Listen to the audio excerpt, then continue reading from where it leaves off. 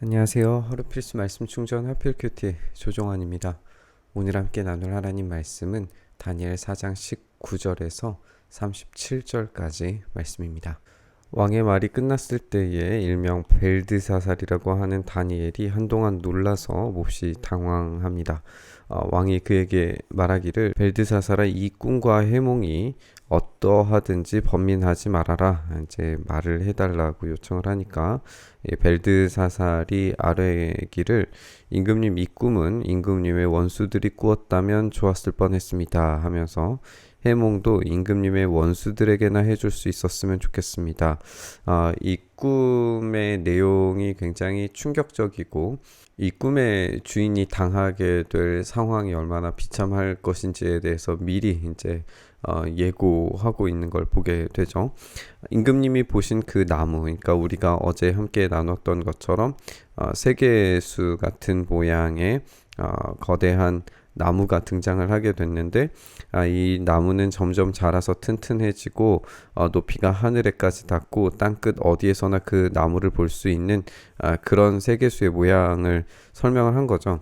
그 잎이 무성하여 아름답고 그 열매가 아주 많아서 온 세상 피조물의 먹거리가 되고 그 나무 아래에서 들짐승이 쉬었고 그 가지에는 하늘의 새들이 깃들었다라고 꿈에 대한 설명을 다시 하고 있는데 이 나무, 이 세계수는 바로 임금님이다라고 이야기합니다.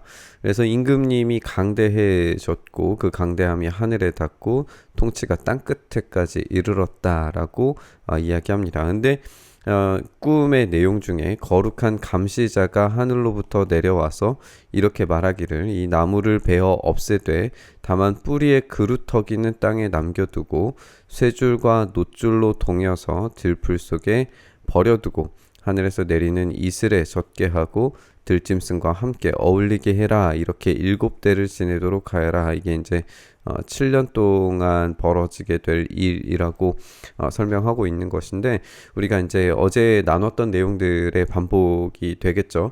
이 거룩한 감시자가 하늘로부터 내려와서 이렇게 말하는 이 내용 자체가 꿈의 주인인 느부갓네살이 정신적인 병을 알아서 쇠줄과 놋줄, 이 수갑 채워짐과 착고의 채워짐을 당한 채로 이제 버려지게 되는 이런 것을 당하게 될 거라고 이야기하고 있어요.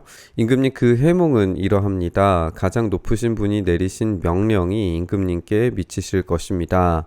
이렇게 거룩한 감시자가 하늘로부터 내려온 것 그리고 가장 높으신 분께서 내리신 명령이 미치는 것 이것이 연결되는 것이고 이 뒤에 있는 내용들에 대한 해석을 이제 해주게 될 텐데 여기에서 이제 우리가 생각을 해보고 발견하는 것은 이 느부갓네살이 스스로는 세계수와 같은 모양으로 등장했고 온 세계가 그를 통하여서 먹고 공급을 받는 그런 것을 느꼈지만 그런 삶을 산 것으로 생각했지만 사실상 느부갓네살에게 이 권력과 힘을 주신 거룩한 가장 높은 분이 계시다는 것이 강조되고 있는 거죠.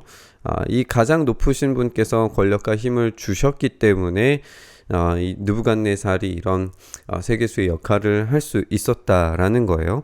그런데 그 가장 높으신 분께서 느부갓네살을 한 번에 치셨을 때에 그는 7년 동안 아무것도 할 수 없을 정도로 힘을 잃게 되는 모습으로 바뀌게 되었다는 거죠. 계속 읽어보면 임금님은 사람에게 쫓겨나셔서 들짐승과 함께 사시며 소처럼 풀을 뜯고 하늘에서 내리는 이슬에 젖으실 겁니다. 이렇게 7대가 지나간 뒤에 임금님은 비로소 가장 높으신 분이 인간의 나라를 다스리신다는 것과 누구든지 그의 뜻에 맞는 사람에게 나라를 주신다는 것을 깨달으실 겁니다. 이렇게 권력과 힘은 가장 높으신 분께서 제공해 주시는 것이고 그분께서 권력을 거두어 가시면 인간은 아무런 힘 없이 자신이 가지고 있었다 내 거다라고 생각했던 것을 한순간에 잃어버릴 수 있다는 걸 경고하고 있는 거죠. 또 나무의 뿌리에 그루터기를 남겨두라고 명령하신 것은 하나님께서 세상을 다스리신다는 것을 임금님이 깨달으신 다음에야 임금님의 나라가 굳게 선다는 것입니다. 우리가 성경에서 많은 부분에서 하나님께서 말씀하고 계시는 건 뭐냐면 교만한 자를 하나님께서 직접 낮추시고 낮아진 겸손한 자 그리고 겸허한 자를 하나님께서 다시 들어 올려 사용하신다는 거예요. 이 역전의 관계를 제대로 깨닫지 못하는 사람들은 하나님께서 직접 이 교만한 자를 끌어내리시는 일을 하시는 겁니다. 그것을 깨달으신 다음에 그 이후에는 겸손해져서 또는 이제 짐승이라고 하는 것이 아무런 생각도 할 수 없는 아주 비천함의 자리로 내려가는 것이기 때문에 그런 비천함, 겸손함, 겸허함으로 내려갔을 때에 비로소 다시 하나님께서 끌어올려 주시는 것을 경험하게 되겠다라고 하는 것을 말하고 있는 거예요. 그러니 임금님은 저의 조언을 받아주시기를 바랍니다. 공의를 행하셔서 임금님의 죄를 속하시고 가난한 백성에게 자비를 베푸셔서 죄를 속하시기를 바랍니다. 이것이 이제 겸손의 모양인 것이고 자신은 아무것도 할 수 없으니 하나님께서 나를 긍휼히 봐달라라고 하는 그런 겸허의 모습이에요. 그랬을 때에는 이 교만을 버렸기 때문에 하나님께서 낮추시는 일을 경험하지 않아도 돼요. 그렇게 하시면 임금님의 영화가 지속될 수 있을지 모릅니다 라고 이렇게 조언을 하는데 이 모든 일이 다 느부갓네살 왕에게 일어났다라고 이야기합니다. 그 말은 겸손하지 않았다는 거죠. 그 겸손하지 않은 모습을 이제 설명하는데 12달이 지난 뒤에 어느 날, 그러니까 꿈을 꾸고 난 이후에 직후에 벌어진 일은 아닌 걸 우리가 알 수 있죠. 그러니까 이 1년의 기간 동안의 꿈의 내용을 잊어버릴 수도 있고 아무 일도 벌어지지 않으니 뭐 괜찮네, 아무 일도 아니었네, 개꿈이네, 뭐 이렇게 생각을 할 수도 있지만 전혀 예상하지 못했던 시간이 지난 어느 날 갑자기 왕이 바빌론 왕궁 옥상에 거닐면서 혼자 중얼거리기를 내가 세운 이 도성, 이 거대한 바벨론을 보아라. 나의 권세와 능력과 나의 영화와 위엄이 그대로 나타나지 않았느냐. 이렇게 자신의 큰 교만함을 드러내자 그 즉시에 이제 이 왕의 입에서 말이 떨어지기도 전에 하늘에서 내려오는 말소리가 들립니다. 느부갓네살 왕아, 내가 너에게 선언한다. 왕권이 너에게서 떠났다. 너는 사람 사는 세상에서 쫓겨나서 들짐승과 함께 살면서 소처럼 풀을 뜯어 먹을 것이다. 이와 같이 7대를 지낸 다음에야 너는 가장 높으신 분이 인간의 나라를 다스리신다는 것과 그의 뜻에 맞는 사람에게 나라를 주신다는 것을 알게 될 것이다 라고 이렇게 말씀하십니다. 바로 그 순간에 이 말이 느부갓네살 왕에게 이루어져서 그가 사람 사는 세상에서 쫓겨나서 소처럼 풀을 뜯어먹고 몸은 하늘에서 내리는 이슬에 젖었고 머리카락은 독수리의 깃털처럼 자랐으며 손톱은 새의 발톱같이 자랐다 라고 이렇게 이야기합니다. 근데 이제 정해진 기간이 다 되어서 느부갓네살이 하늘을 우러러 보고서 정신을 되찾고 가장 높으신 분을 찬송하고 영원하신 분을 찬양하며 그에게 영광을 돌렸다라고 이렇게 되어져 있습니다. 이제 낮은 자리에서 다시금 하늘을 우러러 보는 경외의 어떤 상태가 되었을 때에 모든 것이 정상적으로 돌아오게 되는 것을 경험한 거죠. 그리고 난 다음에 이제 찬양이 이어집니다. 그의 통치는 영원하고 그의 나라는 대대로 이루어진다. 그 땅의 모든 거민을 없는 것 같이 여기시며 하늘의 군대와 이 땅의 모든 거민에게 뜻대로 하시지만 아무도 그가 하시는 일을 막지 못하고 무슨 일을 이렇게 하셨느냐라고 물을 사람이 없다. 내가 정신을 되찾았을 때에 나의 명예와 위엄과 나의 나라의 영화가 회복되었고 나의 고문관들과 대신들이 나를 찾아왔고 나는 이전보다 더 큰 영예를 받으면서 왕위를 회복하였다. 이것은 이제 하나님께서 되돌려 주신 것이 얼마나 더 큰 것인지 이제 이야기하는 것인데 하나님께서 되돌려 주셨을 때, 갚아 주셨을 때, 회복시켜 주셨을 때에 이전의 상태보다 더 나은 것으로 이제 고백하는 이런 모습을 보게 되죠. 이제 다 느부갓네살은 하늘의 왕을 찬양하고 높이며 그분에게 영광을 돌리는 바이다.